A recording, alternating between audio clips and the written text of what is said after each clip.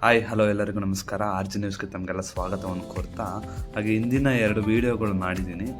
But ಆ 2 ವೀಡಿಯೋಗಳು ಮಾಡೋಕ್ಕಿಂತ ಮುಂಚೆ ನಾನು ಒಂದು ಸಣ್ಣ ಇಂಟ್ರಡಕ್ಷನ್ ಕೊಡಬೇಕಾಯ್ತು ನನ್ನ ಬಗ್ಗೆ, ಬಟ್ ಕೊಟ್ಟಿಲ್ಲ. ಬಟ್ ಈ ವಿಡಿಯೋದಲ್ಲಿ ಕೊಡೋಣ ಅಂತ ಇದ್ದೀನಿ.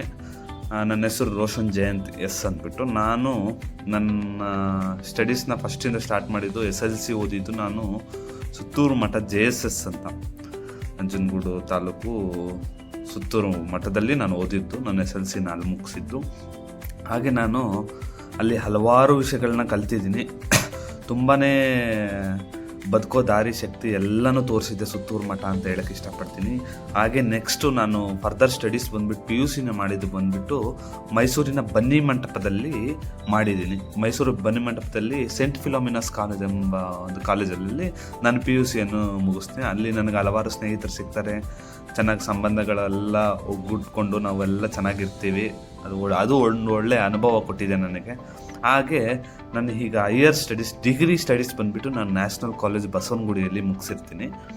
ನ್ಯಾಷನಲ್ ಕಾಲೇಜ್ ಬಸವನಗುಡಿ ನನಗೆ ಹಲವಾರು ದಾರಿಗಳನ್ನ ತೋರಿಸಿದೆ, ವರ್ಷದಲ್ಲೂ ಒಂದೊಂದು ಬದಲಾವಣೆಗಳನ್ನ ಕೊಟ್ಟಿದೆ.